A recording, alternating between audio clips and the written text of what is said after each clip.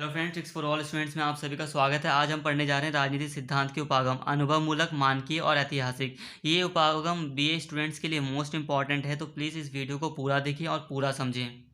और अगर आपको वीडियो पसंद आती है तो प्लीज़ चैनल को सब्सक्राइब करें।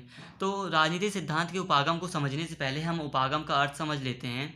तो उपागम का अर्थ है कि उपागम के अंतर्गत किसी घटना की विस्तृत जानकारी के लिए, जब हमें विस्तृत जानकारी चाहिए होती है तो उसके लिए ना केवल इसमें उपयुक्त पद्धति का चयन किया जाता है बल्कि अध्ययन की केंद्रीय समस्या का निर्णय भी किया जाता है। इसका मतलब ये है कि हमें किसका अध्ययन करना है और कैसे अध्ययन करना है, ये उपागम के अंतर्गत निश्चित किया जाता है। तो राजनीतिक सिद्धांत के उपागम का अर्थ भी यही है कि राजनीतिक सिद्धांत को हमें कैसे समझना है, किस चीज़ का अध्ययन करना है, ये निश्चित किया जाता है इनके उपागमों में। तो हम बात करते हैं अपने पहले उपागम की, अनुभव मूलक। जैसा कि नाम से ही पता चल रहा है, इसमें अनुभव का प्रयोग किया जाता है। तो अनुभव मूलक उपागम के अंतर्गत केवल उन तथ्यों से संबंध रखते हैं जो हमारे अनुभव और निरीक्षण पर आधारित हों। मतलब इसमें ऐसे तथ्य रखे जाते हैं जिनका हमारे पास अनुभव हो, जिनका निरीक्षण हमने किया हो, और इसमें उन्हीं निष्कर्षों पर विश्वास करते हैं जिनका सत्यापन किया जा सके, मतलब जिसकी छानबीन की जा सके। इसमें तथ्यों का वर्णन किया जाता है तथा उसे सत्य या असत्य ठहराया जाता है। अब चलिए इसको एक अच्छे से एग्जाम्पल से समझते हैं। मान लीजिए एक उदाहरण है कि क्या किसी भी देश में लोकतांत्रिक व्यवस्था तभी स्थिर रहती है जब वहाँ की अधिकांश जनसंख्या पढ़ी लिखी हो। तो अनुभव मूलक उपागम क्या करेगा, इस बात का निरीक्षण करेगा अपने अनुभव से। वो अपने अनुभवों का प्रयोग करेगा और सभी देश की लोकतांत्रिक व्यवस्था को समझने का प्रयास करेगा। फिर वो देखेगा कि नहीं, भारत में तो हमने ये देखा कि अधिकांश जनसंख्या भारत में अनपढ़ थी, पढ़ी लिखी नहीं थी जब भारत में लोकतांत्रिक व्यवस्था स्थापित हुई। परंतु इसके बावजूद भारत में लोकतांत्रिक व्यवस्था सदैव चली आ रही है। सदैव मतलब सॉरी, आज़ादी के बाद से निरंतर चली आ रही है। और इस आधार पर वो अपने निष्कर्ष पर पहुंच चुका है कि ये जरूरी नहीं है कि लोकतांत्रिक व्यवस्था तभी स्थिर हो जब अधिकांश जनसंख्या पढ़ी लिखी हो। मतलब अधिकांश जनसंख्या अगर अनपढ़ है तब भी हम लोकतांत्रिक शासन की स्थापना कर सकते हैं। अनुभव मूलक उपागम ने अपने अनुभव के आधार पर ये सिद्ध कर दिया। और जो निष्कर्ष अनुभव मूलक उपागम ने अभी हमें दिया उसकी हम वेरिफिकेशन कर सकते हैं, मतलब जांच पड़ताल कर सकते हैं। भारत का एग्जाम्पल ले सकते हैं, श्रीलंका का एग्जाम्पल ले सकते हैं। और इसमें सत्य और असत्य कहा जाता है। यहाँ पर कहा जाता है कि ये सच है, ये झूठ है।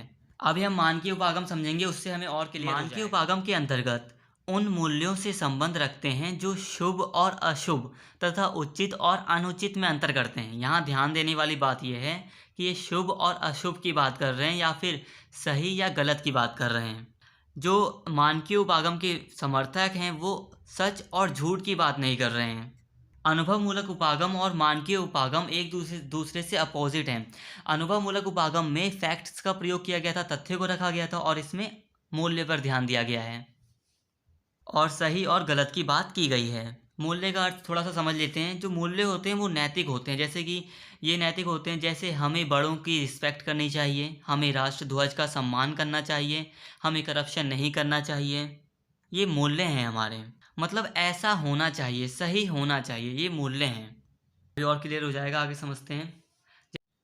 जैसे कि प्लेटो ने आदर्श राज्य का स्वप्न देखा था, अरस्तु ने राज्य को सद्जीवन का साधन माना था, मार्क्स ने सर्वोत्तम सर्वोत्तम समाज व्यवस्था की कल्पना साम्यवाद के अंतर्गत की थी। जब प्लेटो ने आदर्श राज्य का स्वप्न देखा था तब उसके पास कोई एक्सपीरियंस नहीं था, कोई ऑब्जर्वेशन नहीं थी, बस उसने कह दिया कि एक आदर्श राज्य होना चाहिए और वो ऐसा ऐसा होना चाहिए। तो ये मानकीय उपागम के अंतर्गत आता है। इसी प्रकार अरस्तु ने राज्य को सद्जीवन का साधन मान लिया, उसके पास भी किसी प्रकार का अनुभव वगैरह नहीं था। और मार्क्स ने क्या, जब साम्यवाद का विचार सामने रखा तो उन्होंने साम्यवाद को समाज व्यवस्था की सबसे अच्छी व्यवस्था मान लिया, बट उस समय उनके पास इसका कोई अनुभव नहीं था। उन्होंने ये कह दिया कि ये समाज के लिए सही है या ये उचित है।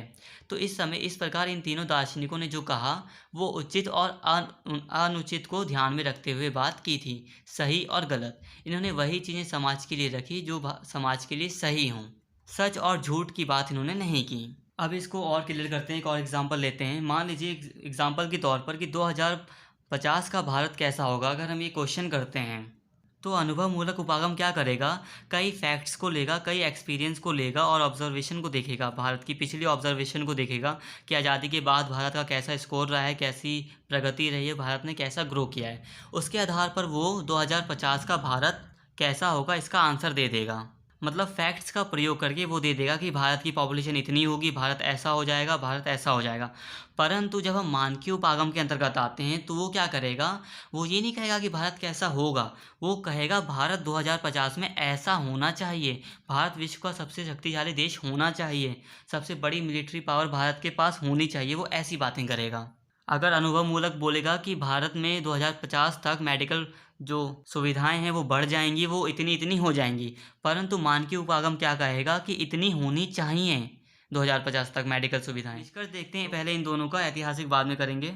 तो इन दोनों का निष्कर्ष ये निकलता है कि ये दोनों ही उपागम पहली बात तो एक दूसरे के अपोजिट हैं, बट अपोजिट होने के बावजूद ये दोनों उपागम एक दूसरे के लिए ज़रूरी हैं।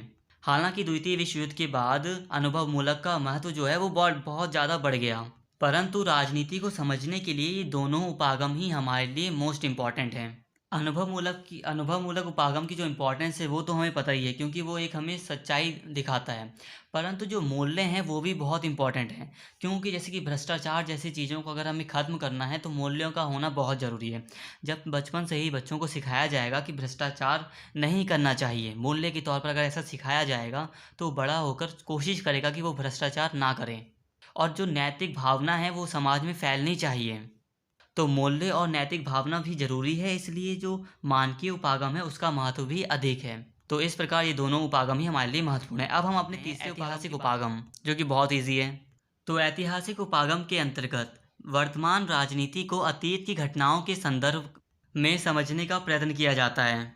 उदाहरण के लिए यदि हम भारत, ब्रिटेन, अमेरिका, रूस या चीन की वर्तमान राजनीतिक का अध्ययन करना चाहते हैं तो हमें उसकी ऐतिहासिक पृष्ठभूमि को जानना जरूरी है।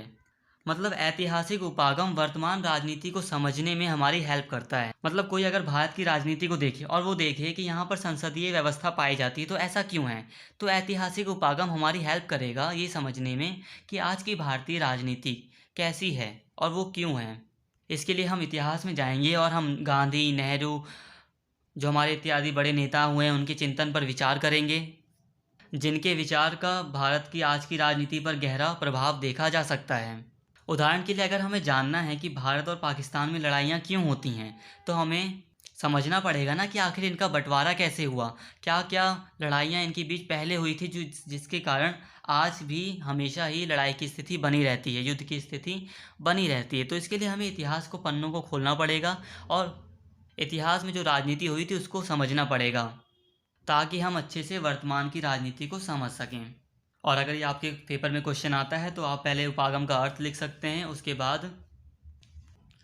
बाद राजनीति सिद्धांत के उपागमों को बता सकते हैं और लास्ट में निष्कर्ष लिख सकते हैं। इस वीडियो को 2 या 3 बार देखो, आपको ये जो भी टॉपिक है आपका वो समझ में आ जाएगा। तो प्लीज़ गाइज़, अगर आपको वीडियो पसंद आया हो तो प्लीज़ इसको ज़्यादा से ज़्यादा शेयर करो और चैनल को सब्सक्राइब करो। Thank you.